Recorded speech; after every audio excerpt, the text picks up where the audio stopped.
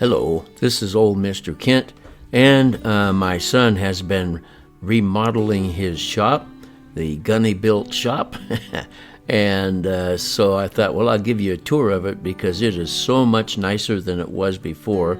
In fact, I've gone through a tour before. I'll see if I can find that video, and if you're interested, you can compare the two. So he's got so much more room. Plus, it looks much more professional than it did. So that there is a 69 Chevy pickup that he is in the process of restoring. And so he's got a bunch of stuff piled in the back. And you can see the back bed's been cut out. But there's the new loft that he made like over the weekend. The old one had posts sticking up from the floor. This one is hanging from the ceiling, which gives him a whole lot more working room.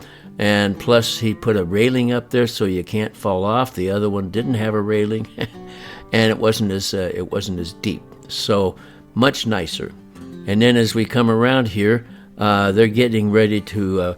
I didn't realize it. I would have waited to make the video after they finished, but they're going to push that Chevy chassis out so that a person that wants their car worked on can drive it in there, because he's got a customer coming. And so when he works on customers' cars, he rolls out whatever it is he's working on. And by the way, if you live in the Phoenix area, especially South Phoenix, you won't find a better, more economical automotive mechanic than my son. I don't know how he learned it all, because I didn't teach it to him, although I tease him about that. But as you can see, he's having a hard time turning it because it doesn't have a steering wheel. And don't hit that ladder, okay? Be careful. Anyway, he's having a hard time turning it because he's got a vice grip on the shaft that the steering wheel goes on. So they pushed it out, and you can see how the back is really lowered. That's what the guy wants. He wants it really lowered, and so my son had to cut part of the bed out. So anyway, they're talking about where they're going to park stuff, because they are doing a lot of changing. Okay, I'll put it that way. And so we'll go back into the Gunny Built garage and finish our little tour. And as we come in on the right-hand side there, that blue welding system there, that's a MIG system, metal inert gas, and that's a really that one welder right there is very expensive and a really nice one.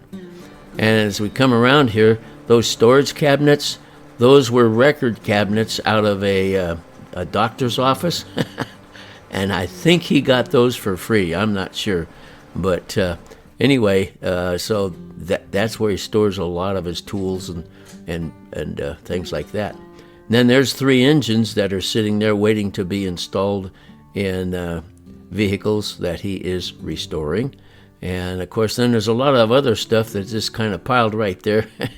But that you don't want to. There's things you don't want to throw away, and there's no place to put them. So anyway, that's the workbench that before there were posts here that you had to walk around. So we'll go up here and take a close look.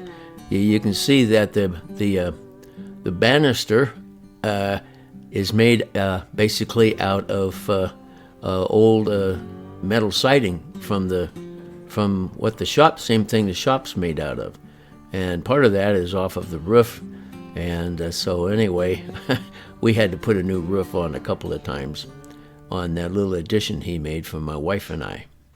And then so that's his workbench, and like you can see, he's got a lot of things. He's still in the process of cleaning up and remodeling, so there's stuff there that he still has to find a place to store. And so that's why it looks pretty cluttered. Actually, if he's going to be working on things, it's always going to look cluttered, but he's trying to get it. And then there's the ceiling of beneath the loft. He built all that over the weekend and tore down the old one and built the new one. And so, and then there's another little workbench that he pushes around. And of course, the stop sign is there for a purpose. That's to warn drone pilots that they have to turn when they get to that part. I'm sure that's why he put that there. And of course, there's a refrigerator where we store our pop and milk and things like that. And then there's his collection of RC cars on those upper shelves that he has kept over the years.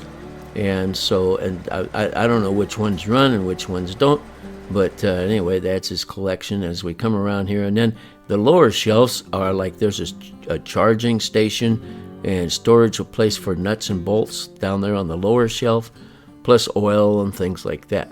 And as we come around here, in the lower left corner, that's a TIG welder that's covered up with a blanket. That's tungsten inert gas, and you can weld aluminum and things like that. Plus, he's got a super nice compressor that he recently got.